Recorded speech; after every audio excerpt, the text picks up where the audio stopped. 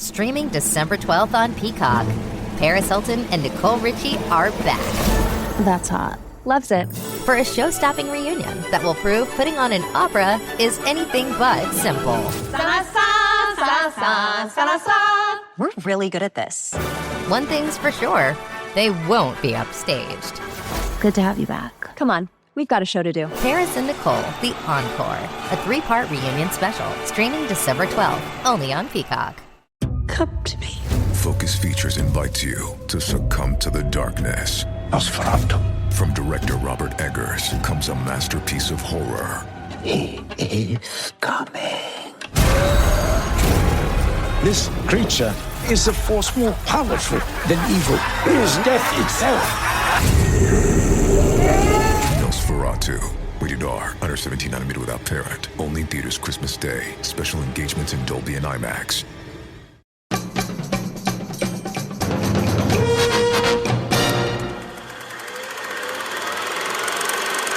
Steven Spielberg presents Gremlins. They're clever. They're mischievous. They'll get into the kitchen, the basement, the garage. They'll get into anything. And once they get in, you're in for it. Gremlins. They'll be expecting you.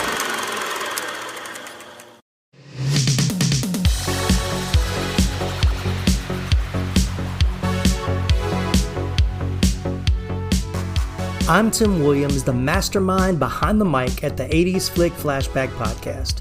Joining me on each epic episode is a guest co-host who's as crazy about 80s flicks as they are about wearing parachute pants and solving Rubik's Cubes.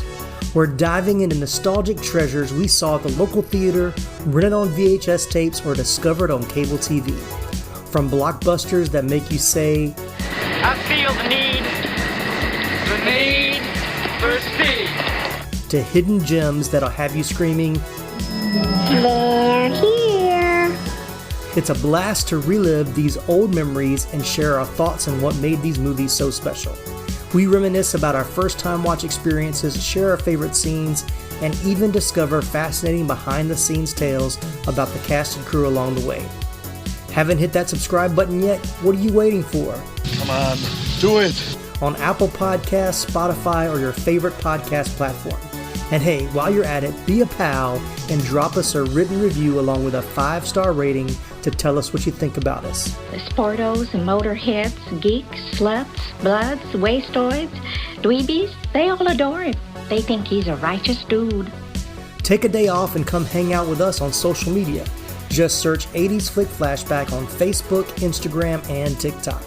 And don't forget to bookmark 80sflickflashback.com for more gnarly content. Get out of town. I didn't know you did anything creative. Want to crank it all the way up to 11?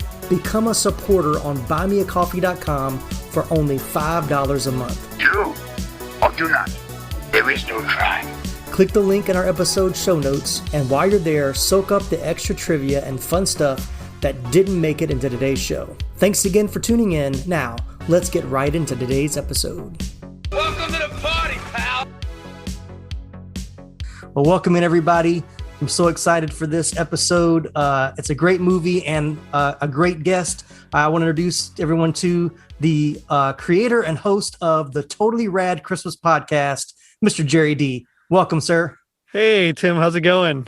Going great, man. I'm glad to have you on this episode. This was perfect because during the summertime, I like to kind of hit movies that are summer related. And this one was released in summer, but of course it's set at Christmas. And I was like, well, then this is right in Gerry's wheelhouse. But I was honored to be a part of your podcast. Earlier this year, we did Lethal Weapon. Yeah. So if you haven't checked that one out, definitely go check that out. But let's jump into Gremlins. So, all right, here we go. Well, before we go, we got to get the rules down because we don't talk about the rules. The rules could be broken before this podcast is over. So the rules are keep them out of sunlight. Yes. Don't let them get wet. And whatever you do, no matter how much they beg, don't ever feed them after midnight. And I think we're good because we got a couple hours before we hit midnight. So I think we're okay. I know. And I get snacky. So I like a good snack around that time. But I did check my alarm clock to make sure they didn't chew the plug. So it didn't get stuck on 11:40. And so we won't get tricked this time. So, all right, Gerry, when did you see Gremlins for the very first time? So I was 4 years old when I saw Gremlins. Oh, my goodness. We went to a double feature. Yeah. Well, I mean, part of it was the marketing. So especially here in the US, they kind of really focused a lot more on Gizmo and on Billy, like in the marketing, the trailers, things like that. And they barely showed the creatures. So we went to a double feature, which, I mean, I don't know why my parents took me to a double feature when I was 4 years old, but we went to see Ghostbusters and Gremlins together. Yeah. And I know the librarian scene in Ghostbusters scared me so much that I'm sure. Yeah. And then I fell asleep a little bit during the rest of it. But then Gremlins, I thought Gizmo was super cute and I wanted one. And then I was scared of the creatures. As any 4-year-old would be. But I always remember that just going to because it was one of those, it was a movie theater set like in a mall. And so I'll never forget, we went to La Plaza Mall and there was a theater there and we saw it and it was awesome. Cool. Yeah. And I think I talked about this on last episode. So Ghostbusters and Gremlins actually released the same week. So, I think Ghostbusters ended up in first place. Gremlins was second. We'll talk about that later with box office. So yeah, I'm trying to remember when I saw, go ahead. I was just gonna say, what a great weekend for movies. Yeah, exactly. Ghostbusters and Gremlins. Wow, right, that's great. And then I think I read, and it's probably in the notes too, that like Indiana Jones and the Temple of Doom had come out like 2 weeks before this. So if you had missed, it's like it was a great summer for the movies. Yeah. Wish I was a little older so I could appreciate it better. But, that's all right. Yeah, I was definitely older. I would have been 8 going on 9, so a little bit older than you were at that point. But I'm pretty sure I don't have the most vivid memory of seeing this in the theater, but I know I did because I remember talking about it with my friends, like because I think we all went to see it at different times. So I remember talking to them about it and like how cool it was and how scary it was and all that kind of stuff. So I'm sure I went and saw the theater, and I'm sure my mom took me and probably my sister, who's a little older than me. And I think she was kind of freaked out by how, scary it, quote unquote, scary it was. Yep. And I don't remember, I remember like you, I remember Ghostbusters and I remember the librarian scene. I remember being freaked out by that for sure. So that totally freaked me out. This one, I don't think scared me as much. I think the only scene that probably like made me really nervous was the little pods scene where they're coming out of the pods. That's probably the most creepy. And then for some reason, them eating the chicken is really kind of creepy as well. And maybe that's more creepy to me as an adult. Like, that's just gross. Well, I remember when and spoiler alert. But no, I remember when Stripe is melting at the end. Yes. Yeah. And that scared the heck out of me as well. Yeah. I think by that point you've kind of been desensitized enough. You've seen enough kind of craziness at that point. So, but we'll get into that. Talk about the kills, that we're definitely going to talk about that a little bit later. So, so when was the last time you saw it before watching it for this podcast? So, I watched it today for this podcast, but before then, I watched it for my own podcast back in let's see, I recorded in October. So October. Was the last time. But again, that was for a podcast. Prior to that, I hadn't seen it probably in about 10 years. Yeah. Not because I didn't want to. It was just, with life and you don't really get to sit down and watch too many movies. And so when I do, it's usually something that will relax me and calm me down and just, I'll fall asleep to it and not even pay attention, You're right. It's a long day. So it's usually not Gremlins is what I think of when I, when I think of that. I'm thinking more like Clue, or Fletch or some sort of comedy like that. Exactly. But yeah, so it'd been probably a good decade. And then I saw it in October. And then, of course, I saw it again today. And man, it still holds up. I love this film. It's so good. It is so good. Maybe about the same time as you did, because I think it was October of last year. No, it might have been October of 2019. Maybe it's been 2 years. But when my daughter hit like 9, 10, we were just talking about movies I watched as a kid. I think it was Goonies. I wanted to watch Goonies. And so I wanted her to watch Goonies with me. And so, and she was like she was totally not into it for the first like 20 or 30 minutes. But then at the end, she was fully invested. And so then I think around October, I was like, oh, this is the prime time. You got E.T., you've got Gremlins, you've got, Monster Squad, stuff like that. And so we watched E.T., which she made it almost all the way through, but it was late. We started a little later than we should have, and she fell asleep. And I think she finished it. So then I was like, oh, yeah, Gremlins, but I had not seen it. Once again, like kind of like you, it had been a long time since I'd seen it. So that whole opening, even watching it again today, is like the first 45 minutes are kind of like a blur. It's like, did they add this scene? Do I remember this before? Because there's just a lot of like stuff that seems like it's not important, but they're just kind of setting the story up. But those are not the scenes that you remember going back and watching it. So she gave up like way early. Like she was like, it took too long for Gizmo to kind of become a character, get totally engaged with. But I went ahead and watched it all the way to the end, and I was like, wow, I don't remember this being. I was like, I'm glad she didn't watch it, because she probably would not have made it she might, to the end anyway. It was much scarier, than I remembered it for someone her age to watch. So right. So then I watched it again today for the podcast, and my wife and I watched it together, and she was the same thing. She's like, this was Gremlins? What is this? At the beginning of she missed like the first 5 minutes and came in about 5 minutes in, and she was like, you're watching Gremlins? I don't remember this. I was like, oh yeah, keep watching it. You'll get to the, trust me. Yeah, you'll get to the part you'll remember. So, but yeah, so it like you said, it still holds up. There's still some great, there's some funny lines, there's some great gags, and it's just a lot of fun. It's just a fun movie, and it really is. Yeah. So. Yeah, it's funny because like the Gremlins themselves, like you said, don't show up till about 40 minutes in or so, 45 minutes in. And so there's a lot of just character building, kind of with Billy and his dad and just even Phoebe Cates, to a lesser extent, but they're really just kind of setting it up as this small town. And because of that, they kind of give you like a sense of comfort, but that, hey, the Gremlins are coming. Where are the Gremlins? So you're also, there's like this dichotomy of like the comfort, but also like the pull of intention of like, okay, when are the creatures going to start attacking? Right. And so I think Joe Dante just does like a brilliant job with that. Oh yeah. Yeah, definitely. So, well, let's go ahead and jump into the story origin and pre-production about how this movie came about. And of course, you've done a podcast on this, so feel free to jump in and correct me if I make mistakes or throw in something you might have heard that kind of embellishes a little bit more. So, as I found out, the story of Gremlins was conceived by Chris Columbus. You'll know his name as he was a well-known screenwriter and director in the 90s. As Columbus explained, his inspiration came from his loft when at night, what sounded like a platoon of mice would come out, and to hear them skittering around in the blackness was really creepy, he said. He then wrote the original screenplay as a spec script to show potential employers they had writing abilities. The story was not actually intended to be filmed until Steven Spielberg took an interest in turning it into a film. As Spielberg explained, it was one of the most original things he'd come across in many years, which is why he bought it. So Spielberg took the project to Warner Brothers and co-produced it through his own company, Amblin Entertainment. I think this was the very first Amblin Entertainment that had the logo on there. So the movie's filled with a bunch of sawed-off little monsters wreaking havoc during one of the most treasured holidays. It sounds like something Tim Burton would have adored to direct. And Burton was actually on Spielberg's short list to direct the movie after seeing his short Frankenweenie. However, the prevailing theory was that the guy who becomes Tim Burton was still untested in directing feature films.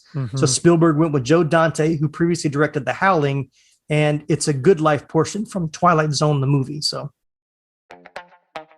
this episode is brought to you by Skinny Pop Popcorn. Perfectly popped, endlessly delicious. Oh, so light and crunchy. Skinny Pop Original Popcorn is the snack you've been searching for. Made with just 3 simple ingredients: popcorn kernels, sunflower oil, and salt. Snacking never felt or tasted so good. Perfectly popped, endlessly delicious. Give yourself permission to snack and pick up Skinny Pop Original Popcorn today. So, you want to be a marketer. It's easy. You just have to score a ton of leads and figure out a way to turn them all into customers. Plus, manage a dozen channels, write a million blogs, and launch 100 campaigns all at once. When that's done, simply make your socials go viral and bring in record profits. No sweat. Okay, fine. It's a lot of sweat. But with HubSpot's AI-powered marketing tools, launching benchmark-breaking campaigns is easier than ever. Get started at HubSpot.com/marketers.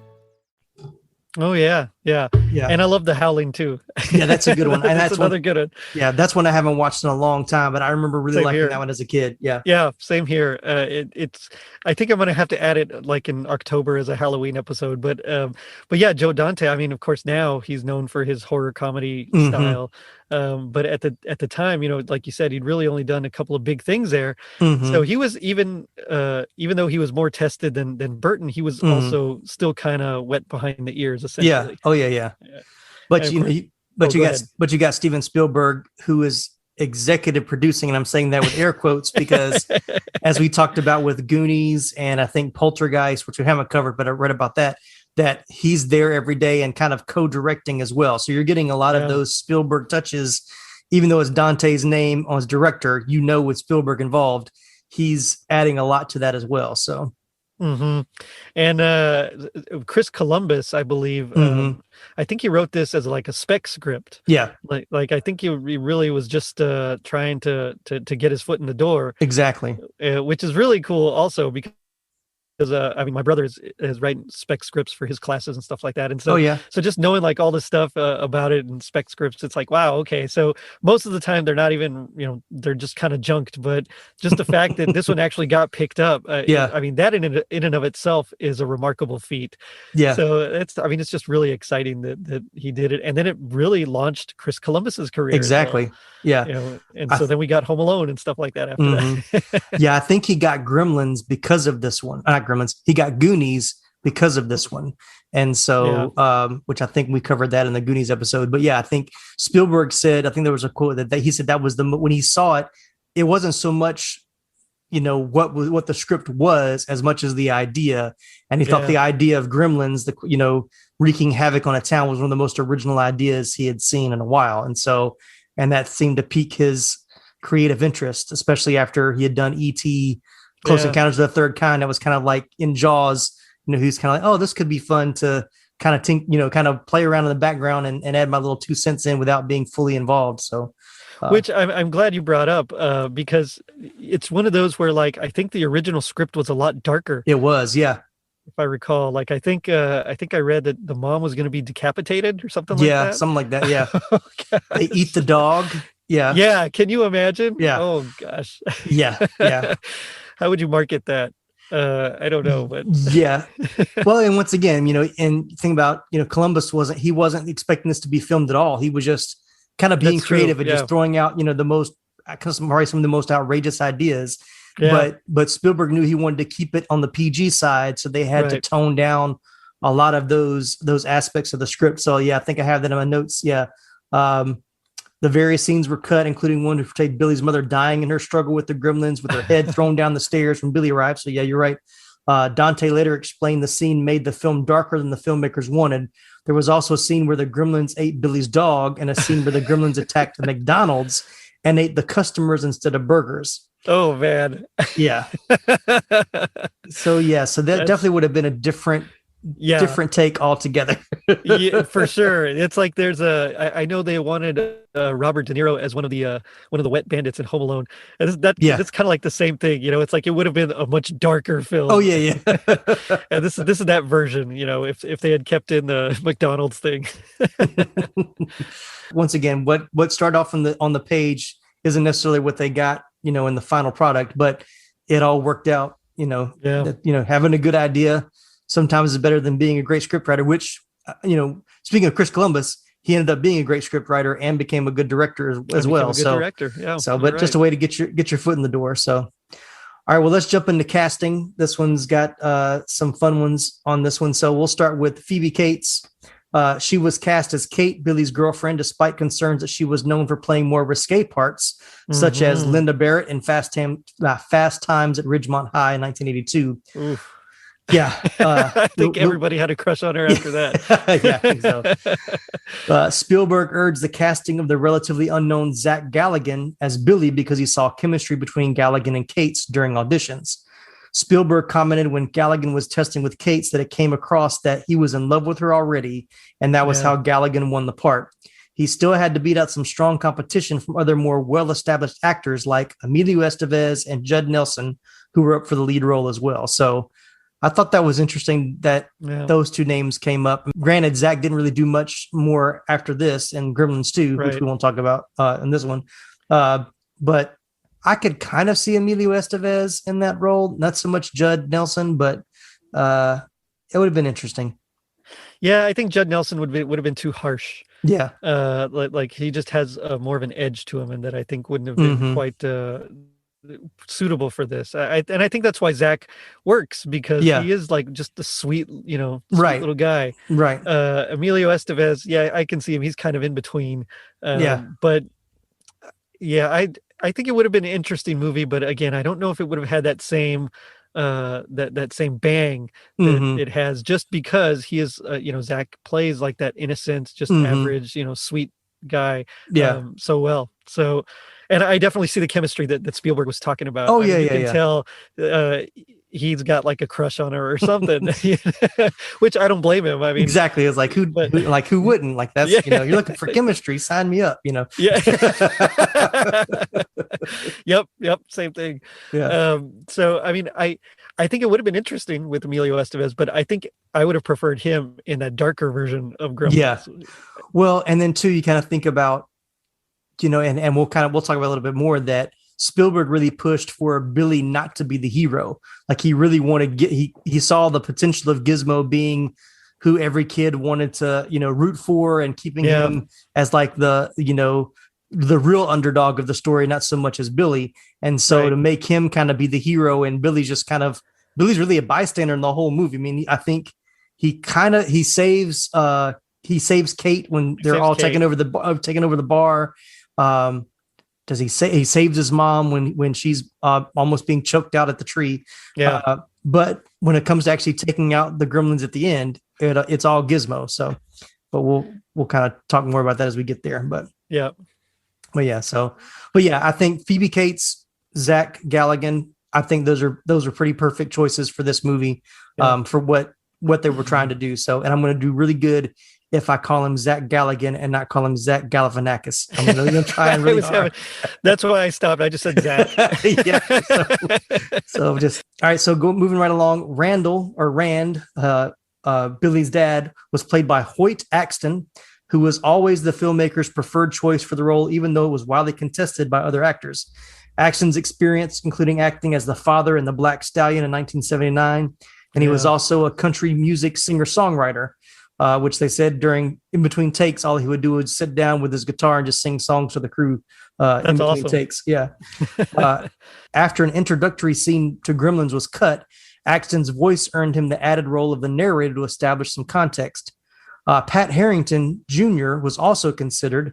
I'm not really sure who that was, but Pat Hingle, who I know from Batman 1989, was said to have delivered the best screen test, but was passed on because it was feared Randall would take over the movie as a result of Ingle's excellent performance, which I think is pretty hilarious. That's basically you're saying you're too good. Right, exactly. It's not going to work because you're too good. Yeah. It's like, okay, well. I don't see how that character is going to take over the movie, but okay. like, how do I not get it apart if I'm like perfect for it? Right, exactly. No, but I could totally see that. I mean, he's got and nothing against Hoyt, but the other guy, Pat Hingle, has more of a. He has more of a gravitas. Yeah, I was going to say the same thing. Yeah. He's just, it's like, wow, there's that aura, that presence about him of, it's commanding. So I can kind of see that. Yeah. But again, I would have liked to have seen maybe him with the Emilio Estevez with the darker version. Let's get that going. Release the darker Gremlins cut. There you go. Release the Emilio cut. Yeah, Emilio cut. There you go. So, I like Hoyt for what he is. I mean, he's not a major role in the movie. He has the voiceover work at the beginning. He's there and then he's gone and he's back again. But he does have that kind of gullible, down home, small. He definitely has the small town feel more so than I think Pat Hingle would have had. Not that I know agree. I don't know his career that extensively, but he does he gives you that small town feel just to hear him talk and how he interacts with the wife and Billy. I think it definitely builds that family dynamic. So it could have been that. Maybe the dynamics was a big part of it too. Maybe Pat Hingle was great read, but if he didn't have the chemistry with the family, it wouldn't have worked as well. So yeah, and especially when you're doing a family, I mean, you have to have chemistry. It's got to be there. I mean, there's a few movies where it's like, I don't buy them as related at all, you know, that kind of thing. So I'm glad they went with it. He seemed like he was the father of Billy, you know. Like you could tell where the traits were coming from. So I thought it was a great job and great casting there. Yeah. All right, so moving right along with Mr. Wing, who was played by Kay Luke, a renowned film actor whose film career spanned half a century. I thought this was really cool. He started in Hollywood as a mural artist.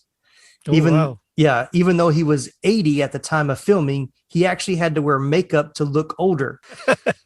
So that's awesome. Yeah. So Zach told a story about asking the actor what his secret was to having such smooth, youthful skin at his age. Bracing himself for an ancient Chinese secret joke, Galligan was told that it was just no fried foods. So I'm in big trouble. I'll never have that smooth skin. Me too. I oh well. I'm just gonna be old and wrinkly. And I just had some fries just a little while ago. Right. So, oh shucks. So yeah, but and it's funny because some of this I did a lot of my research before I watched it, which I don't normally do. I normally watch it and then do research, but because I'd recently watched it, I was like, I'm gonna go do my research. So even on his scenes, I was really looking. I was like, how much of that is makeup? Because he doesn't look really old. I mean, they make him look a little weathered, but he still looks like he has pretty smooth skin in the movie as well. But I just thought that was fun. Yeah. No fried foods. So one of my favorite characters who's not in it very much either is Corey Feldman, who was up at that time, had primarily been in commercials. He played Pete, establishing his early credentials as a child actor. It has been stated that he was added to this movie when Steven Spielberg dropped his character from E.T. in 1982. In both stories, he was to be the best friend of the boy who has the creature. He's so young in this movie, and it's so crazy that it's just a year between this and Goonies, but he looks so much older in Goonies than he does in Gremlins. You know, and I can see how that, like, his character and the age would have been perfect for E.T. Yeah. You know, it's like, it is a little odd because he's so much younger than Billy. Yeah. But, I guess it's like a little brother kind of vibe. Yeah. That's what it seemed like. I mean, I remember, and I was doing some of the research. Like, I was like, have I done a podcast on this before? And I'm like, no, I haven't, but I had listened to a podcast that did some deep dives into this stuff. And they brought up the whole thing about, is it weird that Billy has such a young friend as Pete? Like, who thought this was a good idea to have this, you would for Zach's look in the 80s, you would think they would have had him as like a 16-year-old high school student because he's not, but he's working in the bank. Obviously he's graduated high school. So you got this kid who's, maybe he's not going to college, but he's outside of high school talking to a kid who's maybe like a freshman in high school, maybe younger. Yeah. So it is kind of, if you don't think about it too much, it doesn't bother you. But if you start thinking about it, it's like, okay. But I'm like you. I think it was more just a small town. Everybody knows everybody. Yeah. Billy's the only child. Pete was probably an only child as well. Seemed like two guys that just kind of built a friendship and just, hey, kind of younger brother, older brother, which is kind of the vibe you get from them anyway, even their interactions. So I think it works. Yeah, I do too. It was the 80s. It was a little bit different.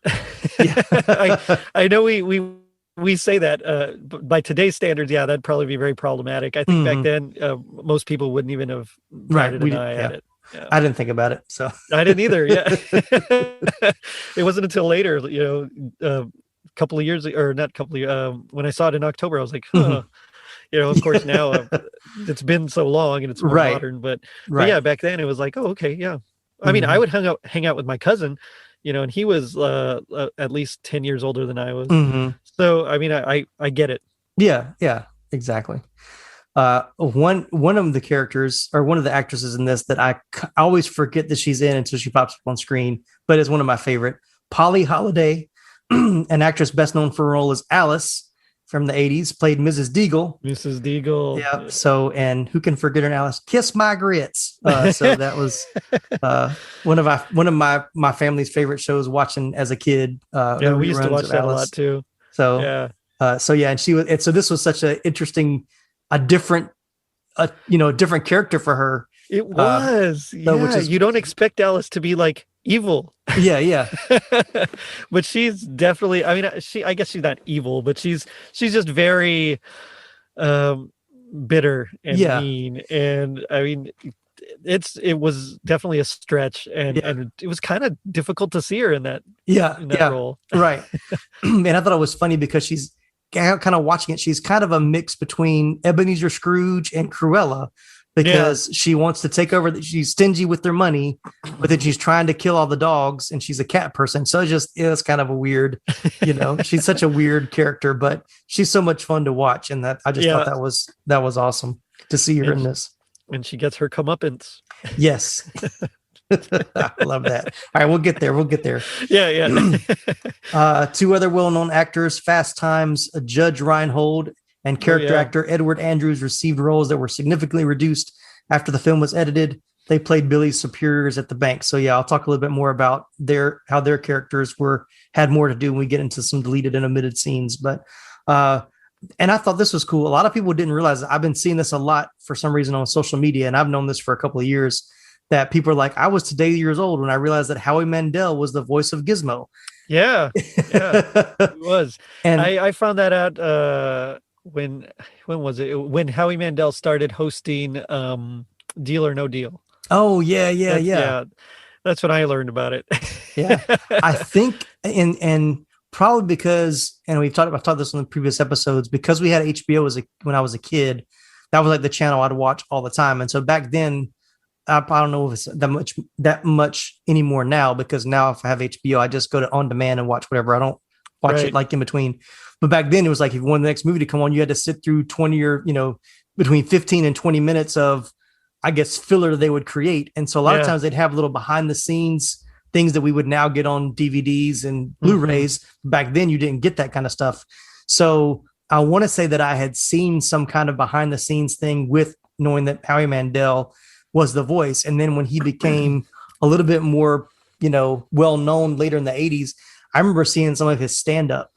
He would do voices during, we won't talk about that right now, but anyway, so his stand-up, but he would do the voices like he did Bob, was a Bobby's World. From Bobby's World, Bobby's World, so he would do those voices. And so I'd kind of put that together, they used him as a voice actor for that. And then another name that I did not realize doing the notes for this one is some of the other Gremlins were voiced by Michael Winslow, who you would know from Police Academy. Oh yeah, nice. And I was Marvell Jones. Yeah, exactly. So I thought, and Peter Cullen as well, who was a very well-known voice actor. So I just thought that was cool. I thought that was cool that you had these great voice actors working in the background as well, that I never knew that until recently. So it's super cool. Yeah. Yeah, it's funny because sometimes, especially nowadays, they try to use like big names for some of these movies. And of course, big name actors they work, but there's something about voice actors specifically that just manage, they manage to get all their emotion only in their voice, because that's all they do. Yeah, exactly. And so they have a way that I've noticed, at least, of really just being so much more, oh gosh, what's the word? Dramatic, and so much, just better, I guess, even than some of the big name actors. Oh yeah. So like you think of like The Last Unicorn, and Jeff Bridges in there. Jeff Bridges is a good actor, but he was not a good voice actor, Yeah. So I would have rather heard like Paul Frees or someone in there. Yeah. And I think, and I've heard, once again, behind the scenes stuff, which is probably why which is why I love doing this podcast. Right? I love to do the research and find the behind the scenes stuff, because I got hooked on those behind the scenes, little shorts or whatever. But I've heard so many like big actors that get a voiceover role in like a movie, and they talk about how much harder it is to do than when they're doing a regular scene, because when you're voice acting, you're not usually interacting with other people. You're totally in a booth by yourself. You've got a script, maybe, and maybe a couple like drawings, concept art, but that's all you have to go on. And so then when you're doing voice acting all the time, how to give it, from the get-go. Whereas we're a big name actor that's not used to doing that, they have to work a lot harder to do that. So I agree. I think that was. That makes sense. Having good voice actors definitely makes a difference. So, And even though I think they said in the original script, none of the Gremlins had any speaking roles. Like there were no speaking parts at all. And so because they had to use the puppets, they knew their mouths were moving. So it was kind of more a thing in post where they're like, hey, we've got to add some dialogue here so it doesn't look so weird. Yeah. But I really want to know who does the maniacal laugh of the Gremlins, because that is one of my favorite. Hearing them laugh, just why that brings me joy, I don't know, but it just makes me laugh. It's just that maniacal laugh that they do is so funny. So yeah, I love what they do with the Gremlins here. I mean, just in general, the way they move, like when they're chasing, and again, I know I'm getting ahead of it, but like when they're chasing Zach and Phoebe, down in the movie theater. I mean, just the way that they move, and somehow the cameras pics of them. I mean, it's just it's framed so well. They kind of have like a little shuffle gait kind of thing that I really enjoy. It's just there, and for all animatronics and all practical stuff. I mean, it really it's well done. Yeah, very well done. Because I believe it more than like Critters or Ghoulies or some of the other ones. These ones are just a lot better. Yeah. Oh yeah. And now these messages. What's up, dudes? I'm Gerry D of Totally Rad Christmas, the podcast that talks all things Christmas in the 80s. Toys, movies, specials, music, books, fashion, and fads. If it was gnarly during Christmas in the 80s, he's got it covered. Wait, is there a lot of things to talk about for the 80s and Christmas? Well, you got the movie giants like Christmas Vacation, Scrooged, and A Christmas Story.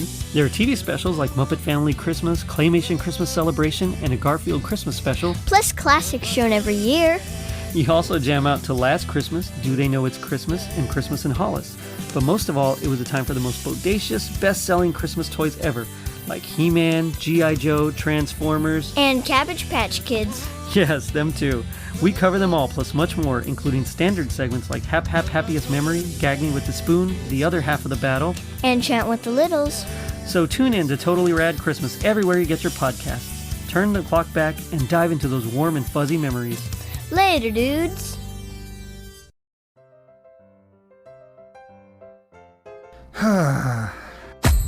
What seems to be the problem, pal? There's just so much pain in the world, so many issues. I don't think I can bear it. Hell, friendo, it sounds like you could use a dose of pop culture roulette. Pop culture roulette? What's that? Some sort of pop culture themed podcast or something? That's right, sonny boy. When hope seems far, dive into some PCR. But I already get my entertainment news from Variety. Huh, that's pretty good. If you're a chucklehead, PCR gives you news you need, condensed, unfiltered, and raw, from three nerds who know a little something about something. Wow, okay, sign me up. That's the spirit. Pop Culture Roulette. New episodes every Monday, available on all major podcast directories. All right, well, let's jump into favorite scenes or most iconic scenes. This is the real fun part. We talk about the parts that we really like. So I'll let you go first. Yeah. So we'll start with iconic. So when you think of Gremlins, what is the first scene that comes to mind when you think of Gremlins? The very first scene that comes to my mind is when Stripe is melting. Okay. Which is not like a major scene, but just as soon as someone says Gremlins, like that's what, I know it's because it scarred me as a kid, but I think part of it was because he was in the fountain, you know, and so he's bubbling, he's getting ready to reproduce, I guess. Yeah. And but at the same time, he's dying from the sunlight. And so it's like that image, and then you just see his skull on the floor. I mean, it just it always sticks out. So as soon as someone says Gremlins, that's the first thing I think of. And again, I know it's like not the most iconic, but I think there's something about it that just stuck with me, and I think it was because I was 4 and freaked out. Yeah, I think that has a lot to do with it. I think it has a lot to do with it. But that's a pretty visually stunning scene. I mean, I think especially for then, you hadn't seen anything like that, especially in like a PG kids movie. You wouldn't have seen anything close to that. So yeah, definitely iconic for sure. All right. So for me, in a very similar fashion, the most iconic scene for me is, and it's kind of, the full scene is the mom in the kitchen and her, the Gremlins.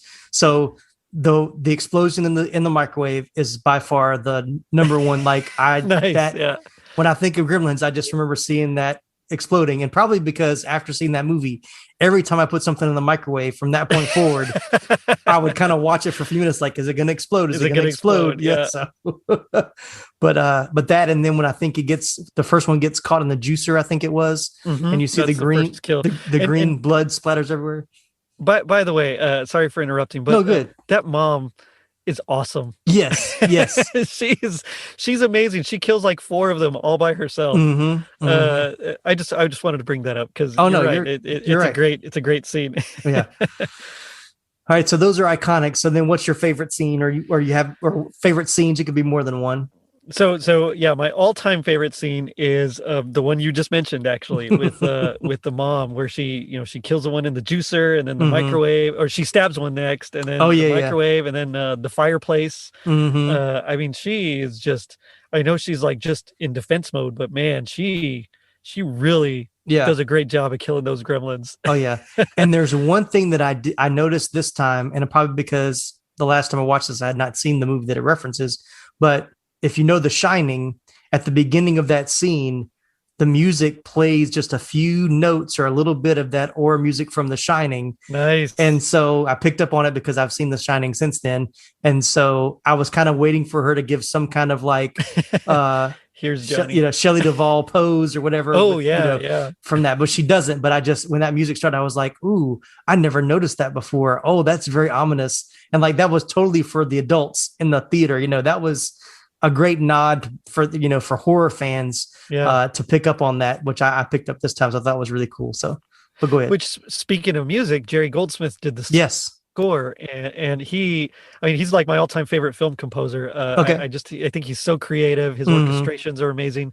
But the thing that I really like about is that Gizmo theme, like that main theme, is just so nice and sweet, and then all of a sudden it morphs into that frantic, Gremlins, bump, bump, bump, bump, bump, bump. But, it's kind of almost like a little march or polka kind of a thing. Yeah. Oh yeah. And it just, it works because the creatures are scary, but they're also, kind of kooky, playful. Yeah. Oh yeah.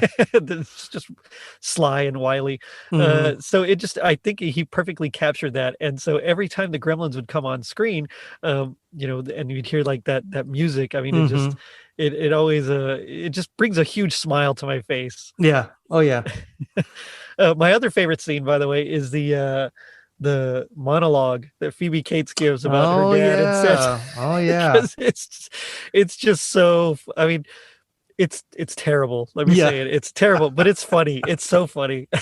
And I always feel bad laughing at it. Because it's not something that should be funny, but but it is. Her delivery and everything. It's just yeah, when she started that speech today, and I knew it was coming, my wife looked at me and she was like, really? This is she's like, what story is this? Is it really? And I was like, yeah, this is part of the movie. And one little note was that the producers or the studio did not want it in the movie at all and wanted to pull it. And Spielberg actually didn't like it either because they couldn't tell based on her delivery. They couldn't tell, was she being serious or was she being funny? Yeah. And Dante was like, well, that's the whole point of this movie is it's the perfect. That is this movie in a nutshell. Are we trying to be scary? Are we trying to be funny? Or are we just trying to be both? And so Spielberg said, it's Dante's movie. Yeah, he's director. I'm gonna let him have the final say, even though I don't like it. And it stayed in the movie, and I'm kind of glad it stayed because I am too. That is another iconic part of this movie that you don't think about Gremlins without that speech, for sure. So, oh man, her poor dad. Yeah, yeah. That's one of my favorite parts. I just, every time it comes on, I just I crack up, and it makes me laugh so bad. And you've got to be thinking from Billy's perspective, like, who is this girl that I'm falling in love with? That's exactly what right. What am I signing up for? What am I getting into? Yeah, maybe I need to reassess my attraction. Yeah. Oh man. Yeah. So we can't help who we fall in love with. Exactly. So got to take take the good, you take the bad, you take them both, and there you have facts of life. The facts of life. That's right. That's right. So so there's a lot of great scenes.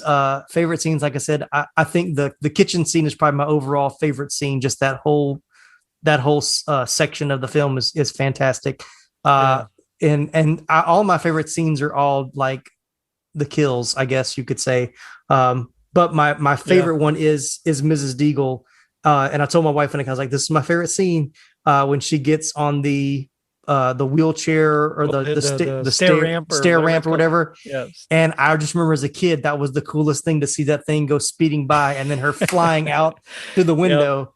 Yep. And watching it this time, I was like, they allowed that to be in a PG movie. It was like, as a kid, like that was totally okay.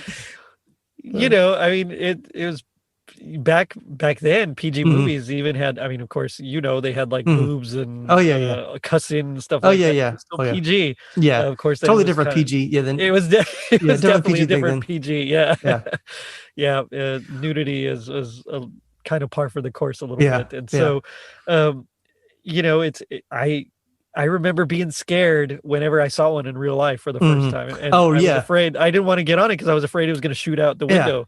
I mean, it was successful. He did a good job. So I have to applaud him for that. But yeah, it's definitely one of the funniest scenes. And I love it because she goes outside and the gremlins are just caroling to her. Yeah. You know? Oh yeah. Because we go Christmas caroling every year, like my brothers and I, or my family and I. And so that's just, to me, it's every time we go caroling, I always picture us like as gremlins, just la, la, la, la. Not quite. Right. But yeah, that scene is funny. And then I like after that, I think it's right after that is when it's the two cops that are pulling up and then the Santa Claus comes running out of the house.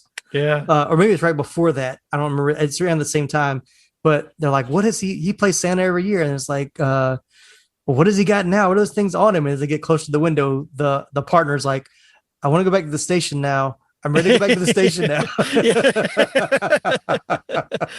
Well, I love it because the cops are just, I mean, and this is a typical TV trope, you know, where they don't believe the kid, you know, and he's like, it's the creatures. They're like, the creatures, whatever. You know, they're just so much doubters. And then all of a sudden they're like, yeah, let's get out of here. Which again is that brilliant blend of like comedy and horror that Joe Dante does. He does so well. Yeah. Oh yeah. Then stuff. I think the scene that I remember liking as a kid that it hasn't aged as well, but the whole bar scene where they're it's just full lunacy of them, you know, you're kind of seeing the different characteristics of the different gremlins. They're dressed up, you know, there's some female, there's some male, they're playing, they're breakdancing, they're playing poker, they're shooting each other. It's like, what in the world is going on? But knowing now that Dante really wanted to be like a Looney Tunes, like that was his whole idea of them being like Looney Tunes characters, it makes sense that you're just going as zany as possible. But now as an adult, I'm watching like, why is Phoebe Cates giving them drinks? Why is she giving why is she still pouring alcohol? That's always my question. Yeah. I was like, why is she serving them? Get out of there, girl. Right. And then they're totally getting wet from the drinks, but they're not multiplying. They're not multiplying. Maybe it's got to be water. Maybe I was going to say there's a theory from, I think, the novelization, or like there's some like further story that there was a line in the dialogue or there was a scene where Billy had spilled juice on Gizmo, and nothing happened. So he realized, it has to be water. So that was never fully explained in the final film. But once again, when these movies weren't meant to be watched over and over and over again to think about them that extensively. So right. But yeah, and I want to say, am I making it up? But in the novelization, didn't they say that they were like creatures from another world or something? And maybe so. I don't know. I believe they were like aliens, and they were all Mogwai, and only like 1 out of 10,000 would be able to not become a gremlin. Oh, okay. But Gizmo was not one of those, apparently. No. But it was something like that. Something like they were bred to like destroy worlds or something like that. Yeah. So of course it's a novelization, so it's never, the author can make some changes. And sometimes they work from earlier scripts, but sometimes they just make up stuff to fill in some gaps. Oh yeah, exactly. And I believe that's what happened there. Yeah, probably so. Yeah. But I'm glad you, and I'm sorry to interrupt. No, go ahead. I keep doing that. I'm sorry. No, you're good. But I'm glad you brought up the Looney Tunes part, because Joe Dante actually prefers Gremlins 2 to this Right. movie. Mhm. And in that one, they're very much more Looney yeah. Tunes. Oh yeah. It's a total farce. And I actually, when I watched this one a couple years ago, I had started to watch Gremlins 2 because I got them as like a 2-pack when I bought it. Oh yeah. And so I didn't get very far. And then several months later, I was like, oh, I want to go back and finish watching it. And I watched it. And it had been a long time since I'd seen the second one. And I was like, this movie really is zany and crazy. Yeah. And I remember loving it when I saw it in the theater. I thought it was great. And then everybody, like, it got panned by the critics and it was considered a bomb and nobody really talked about it. But I was like, why did everybody hate it so much? And now watching it again, I was like, well, if you watch the first one, if you watch them back to back, like I kind of did, you can see why it's a total departure from the first one. Yeah. But it's still a lot of, if you just want to just laugh at crazy, stupid things, it's a good one to watch.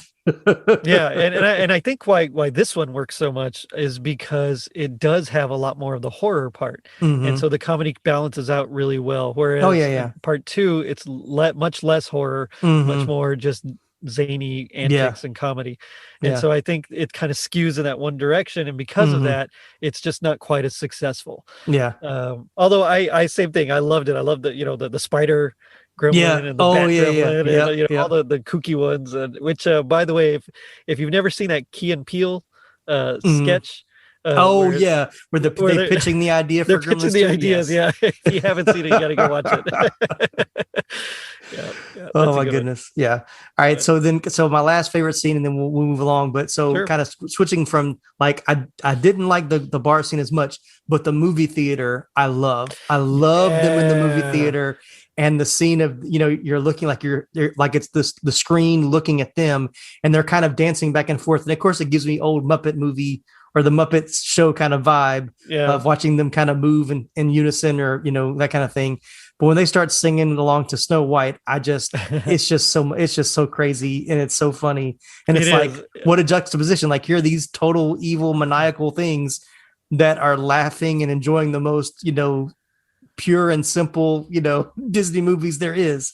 So it's just, and that's what this movie is like, let's take the far extremes and put them together and watch magic happen. So yeah, and it works. It really does. And then of course they see them behind the screen and then they go crazy. And, yeah. It's and like, then, they are killer monsters. That's right. Yeah. And I read something I didn't put in my notes, but I was thinking about it when we started talking about it, that I think Phoebe Cates in an interview, and they were talking about the scene where the theater blows up. And this is also the same theater, because we didn't talk about this. So the town of Kingston Falls is also the same set that they use for Back to the Future. So it's the same square, same town, same movie theater. So this movie theater that gets blown up is the same theater that Marty McFly drives the DeLorean into, I think, in Back to the Future Part 2. So little add a bonus there for you when you get to the Back to the Future. But when they blew that up, Phoebe Cates says, you talked to one of the special effects guy, she's like, how much explosives y'all put in there? It's like, oh, we packed it pretty good. And she's like, I didn't know what that meant. And then when it went off, it blew the doors off the theater, and like it freaked everybody out. And they said it actually did damage to other buildings on the lot like a mile away. so it's pretty serious. So yeah, that's awesome. I mean, hey, go big or go home, right? Exactly. Hey, if you're gonna have one big explosion in a movie, let's blow up the movie theater. Let's just go for it. Might as well. Yeah. No, that's cool. I hadn't heard that one, so that's awesome. Yeah, I dig that.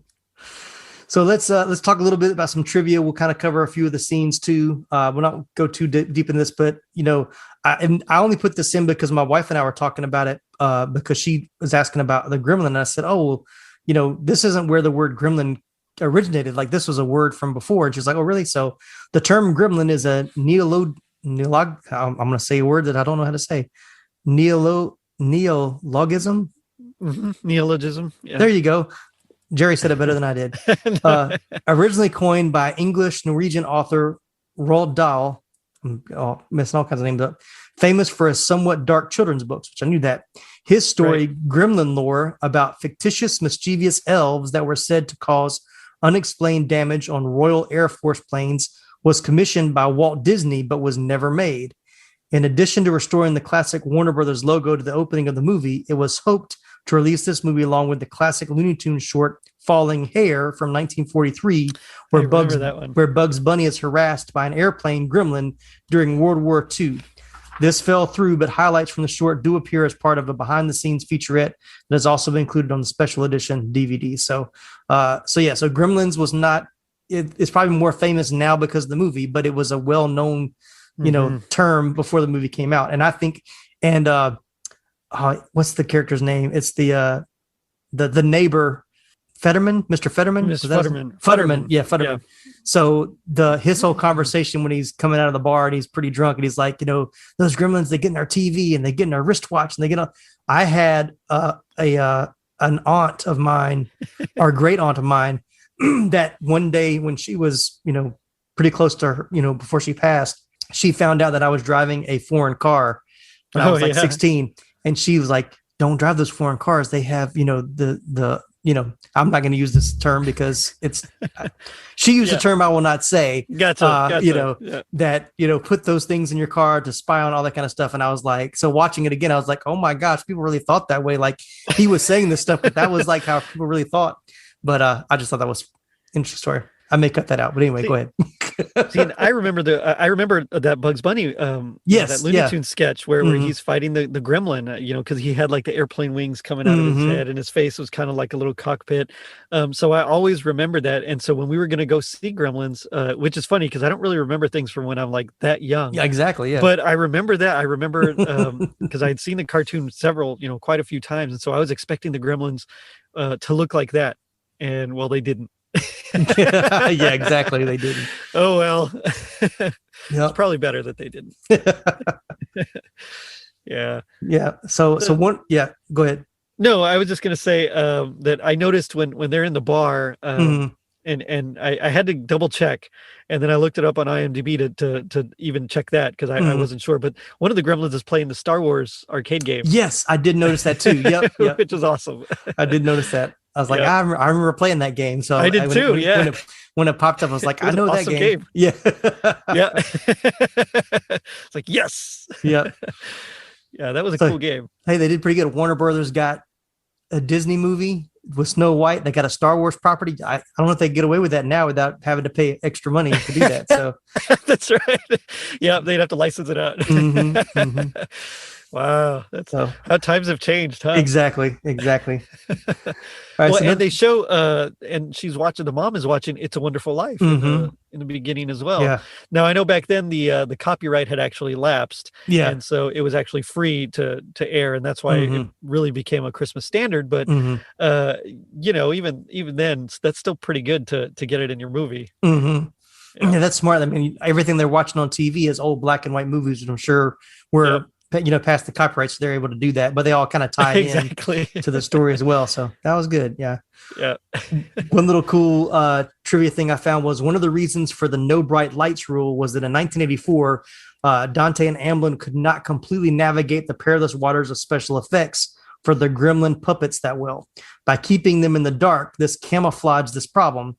This is actually an old sci-fi trick. Dante did the same thing with the tricky and lumpy practical effects for The Howling in 1981. They kept the monsters in the dark to hide special effects problems. So, I mean, they still do that today with CGI. That's why every big battle at the end of a big CGI movie is usually at night and it's very dark, so they can hide those kind of things. But I did think that was interesting that you work that in the script. They can't be in bright light to keep everything dark. So. Yeah. When everything's practical, you got to do what you can to make it look okay. And I mean, like I said, it works. It still looks good for CG. I mean, for not CG, it still holds up, I think. Yeah. So exactly. Hey, keep it in the dark. I'll take it. Yeah, exactly. All right, let me do one or two more, and then we'll start to wrap this up. So. The Gizmo puppets were particularly frustrating because they were smaller and thus broke down more. To satisfy the crew that was very frustrated, a scene was included in which the Gremlins hang Gizmo on a wall and throw darts at him. They say this was included on a list that the crew created known to them as the quote-unquote horrible things to do to Gizmo list. So horrible things to do. Yeah. Yeah. Which, hey, I get it. Yeah. When technology doesn't work, you just you want to smash it sometimes. So and that was a scene that I remember like not liking as a kid. Me too. I was like so terrified for Gizmo. Yeah. Like, no, don't do that to him. No, don't hurt him. Like, thank goodness they were such terrible, aim. Shots. Yeah. Oh man. I know at one point, one thing I read was that they were trying to I think they were going to use a spider monkey in like a gremlin costume, but like they couldn't control it. It was just crazy. And so eventually they're like, yeah, let's do puppets instead. Yeah. They said it got, when they tried to put the makeup on it, it totally freaked the monkey out. And the monkey just went berserk and ended up like tearing up the set that day, all the thing that, whatever the set they had for that day. Like, nope, we're not going to do this because we'll never get through filming. You'll never get the movie finished. Yeah. So yeah, I had read that, had that in my notes as well. So yeah, that's crazy. I thought this was cool. The scene in the department store where Stripe attacks Billy with a chainsaw was not in the original script. It was added by director Dante and Zach Galligan as an homage to the Texas Chainsaw Massacre. Oh, nice. Yeah. And that's one of the scenes that always kind of bugged me, even as a kid, because it's like he's not trying to use his legs or anything to get him off. And so it's like, what are you going to do, Billy? I mean, eventually he's going to saw through the bat. Yeah. And I was thinking, I was like, any good chainsaw would have sawed through that pretty quickly, I think. I think you're right. So that must have been a terrible, like, don't buy your chainsaws from that department store. That was the dulled, like, where they have the demo model out demo, for you. The display stuff. Yeah, you can hear the engine, but it's not going to cut anything. So yeah. Oh my goodness, that was crazy. that always kind of bothered me. Although I did love when Gizmo would drive around in that little car. The little car, that was so cool. It's like, wow, how's he doing that? And then his eyes are always like moving around really fast. So yeah, that was cool. Yeah, it was good. I know they had issues with it. They didn't like the puppet, but you know what? It sold worked. me. It sold me. Yeah, I was all in. Yeah, there are a few spots, like watching it again today, there are a few spots where they mentioned Gizmo, and I'm like, that doesn't really look like Gizmo. And I'm sure it's because they were still trying to fix things as, each one putting different faces and doing different things with it. If they didn't call him Gizmo, I wouldn't have known which one was which some of the times. And that was kind of more in the middle. But also, and I'll just kind of briefly mention this, I don't have time to read the whole thing, but in the original script, Gizmo was to turn into Stripe.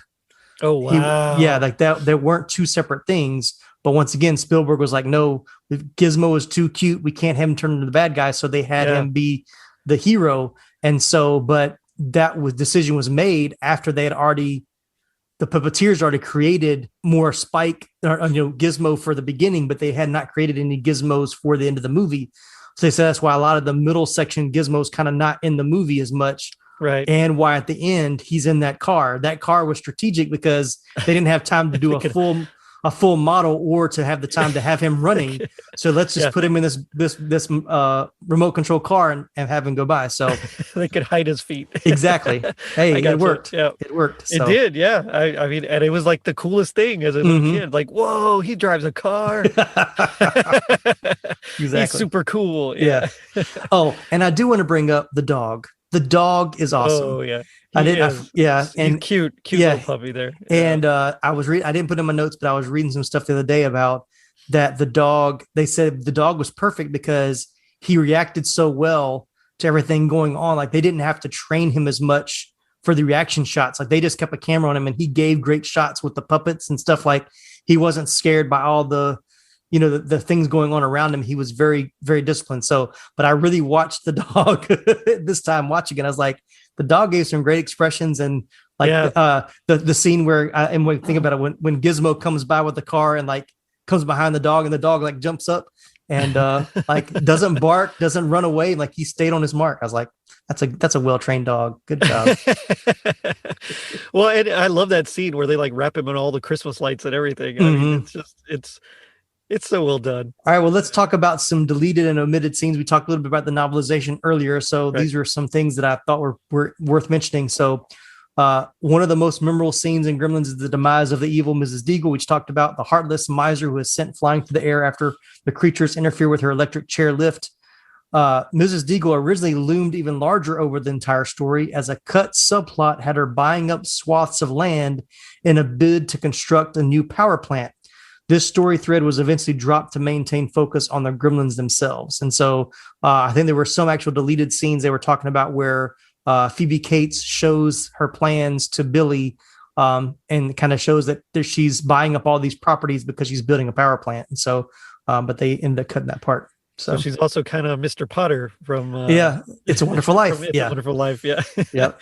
Exactly. So. Oh wow. Another major deletion involved the fates of two other antagonists, Billy's strict boss, Mr. Corbin, played by Edward Andrews, and the sleazy coworker, Gerald, played by Judge Reinhold, we talked about earlier. In the final cut, these two sources of stress in Billy's life simply vanish from the story once the Gremlin rampage begins. However, scenes were shot which revealed an ironic death for Mr. Corbin. He was bludgeoned by clocks after an earlier lecture about punctuality. So there's also another deleted scene where Billy comes late to work and he talks about punctuality, for a few minutes. And then the comeuppance for Gerald that found him locked in the bank's vault. And I also saw that when they would show this on TV back in the 80s, they would insert that scene with them finding him in the bank vault and deciding to leave him in there because it was safer for him to stay in the bank vault than to be out. But he basically told Billy, he was like, hey, my boss is dead. I'm going to be the new bank manager. So if you want to keep your job, you got to save my life. So, so Billy moves. Yeah, exactly. For the big city. Exactly. And I want to say, like, in one of the early drafts of the script that Judge Reinhold's character was going to be more involved. Like he was going to be, it wasn't just going to be Billy and Kate running around. Like he was going to be the kind of that trope of the enemy becomes the ally in the final battle kind of a thing. So, but they ended up scrapping that to focus more on the Gremlins. So I'm just going to say, I'm glad they did that. I thought just to keep the focus on the main, just Gizmo and Jack and Phoebe, I think was probably the best strategy, because really he's just an ancillary character that I think would have just bogged down the film. Yeah, exactly. So that was a good choice. Yeah. I thought this was interesting, and because I didn't think about it until I read this, because you don't see Pete either towards the end of the movie. Like what happened to Pete, Corey Feldman's character? In the novel, however, he is deeply saddened by the death of Mr. Hansen and even blames himself for it and runs away from home and is never seen again. So I'm glad they kept that out of the movie. I know they just, it's like, which is worse, to forget that he ever existed in the movie at the end, or to know that he felt guilty and ran off by himself. So not good either way. So no, poor guy. I like to think he just hunkered down in his house and was pretty safe. Yeah. And then one last little bit that we have to talk about because it was such a big part of this movie, what happened around this time. So Gremlins was produced by Steven Spielberg. We've talked about that. It was this movie and several others of his own flicks that had the MPAA, Motion Picture Association of America, change the way they rate films. Between this one and his Indiana Jones movies, the films were a little darker than the PG rating they were marked at. Right. Since there were more than a few scenes in the flick that were beyond appropriate for kids, the MPAA looked to give the film an R rating. Spielberg had suggested to the board that they come up with a grade between PG and R, and thanks to that suggestion, PG-13 was created with the first film, if you ever got that, which was Red Dawn, which came out in 1985. So I think it's funny because when I think about this movie, I think of it as a PG-13 movie, but it's still PG. Yeah.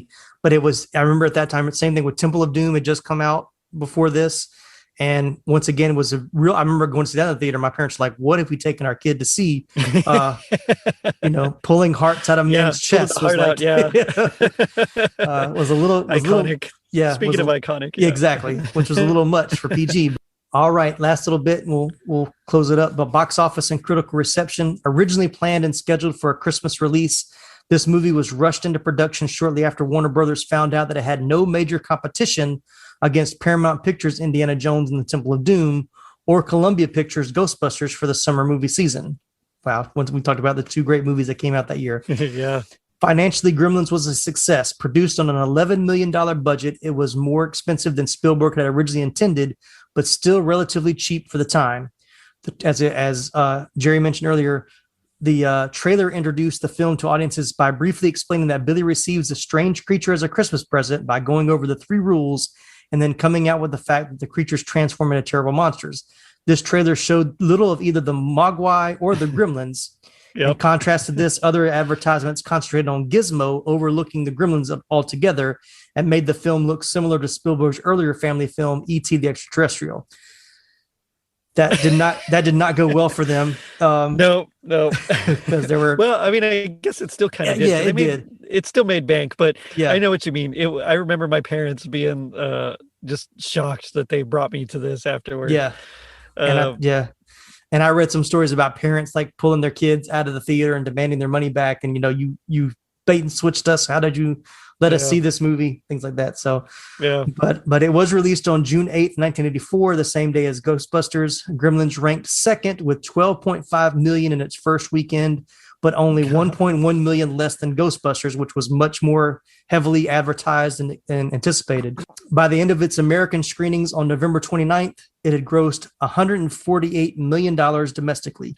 This made it the fourth highest grossing film of the year behind Beverly Hills Cop, Ghostbusters, and Indiana Jones and the Temple of Doom. So it didn't do too bad. But look, it came out in June and stayed in the theaters until November 29th. God, you remember crazy. When movies used to do that? Yeah. I can't believe it. It seems like ages ago. Yeah. Now it's like they're in the theater for like maybe 3 months tops. Maybe. Yeah. Well, but these days, as soon as when it hits the theater, they already know when they're releasing it on digital or video. That's true. Back then, I think back then it was at least one full year before it was on cable. That was the earliest. Usually, yeah. And then video was usually a couple months after it ended its run in the theaters. So, but the first movie I remember being like, this movie is still in the theater was Footloose. I remember Footloose coming out, and then like 4 or 5 months later, it was still playing in the theaters, and was like, wow, I'm surprised it's still playing. Yeah. But we also had a lot of dollar theaters back then too, that they would, the older movies would stay there a lot longer because you could see it cheaper. So I love the dollar movies. I miss the dollar movie theater. I did too, so much. All right, so let's talk about the critical reception. So Rotten Tomatoes has it at 85% on the tomato meter with a 78% audience score. IMDb has it at 7.3 out of 10 with a 70 on Metacritic. They're pretty close. IMDb is a little lower, but which are you? You more Rotten Tomatoes or IMDb on this one? I mean, I love it, so I would rank it higher. In general, I usually stick with just Rotten Tomatoes because that's the one I remember most. Yeah. But I think it's more of a, I would say it's definitely not quite 85%. I'd say it should be higher. And I know that just means 85% of people will enjoyed it, but right. But I think that's kind of an average as well. Yeah. So, but I'd give it like an A. Honestly, I think it's great. I mean, it's got great music. It's got a good plot. Like you said, it's original, or at least for the time. It's the acting was great. Even Corey Feldman as the little boy, I thought did a great job. I mean, just everybody, they nailed it, and it's got a really cool scene where the mom just takes apart Gremlin, one at a time. She should give John Wick some pointers. Yeah, she definitely holds her own. Look, she did better than Billy did in the department store. I can tell you that. That's true. Yeah, the only reason he won and killed more was because he blew up the theater. They just all happened to be there. Yeah, so, exactly. But taking him out one by one, she showed him a thing or two. Yeah, definitely. So yeah, I'd give it an A. For sure. It was a great movie. Yeah. And I've said it before, I'm all about rewatchability, and watching it today, it's like, this is one that I can still enjoy to watch. So it ranks pretty high for me. It does still have a few, like those few things you can scratch your head moments, or, little things that could be done better, but it's still definitely one of the best of the 80s movies. I'm maybe not giving it an A, maybe like a B plus, maybe, or A minus, right somewhere in there, but it's still higher up for me. So, but I enjoy it. It's a good one. It is. Yeah, I agree. All right. Well, that's good. Good. That's going to wrap it up for us. So thank you so much, Gerry, for being a part of this episode. It was so good to have you. Any final thoughts or final words about Gremlins you want to share with us? You got to watch it. Is it a Christmas movie? Well, that's up to you, but I think you'd enjoy it at Christmas time. So, tune in and get some popcorn and some hot chocolate, and I'd say watch it for sure. Yeah. Hey, Gizmo wears a Santa hat. So, and that's right. There you go. Yeah. And the monologue is about It's all about Santa. Santa. So it's a Christmas movie. I'm down with that. Yeah. All right. Well, thanks everybody for listening. Thank you, Gerry, so much for being a part of this episode. Definitely have you back for another episode. It's a joy to have you. So definitely everybody go check out Totally Rad Christmas Podcast.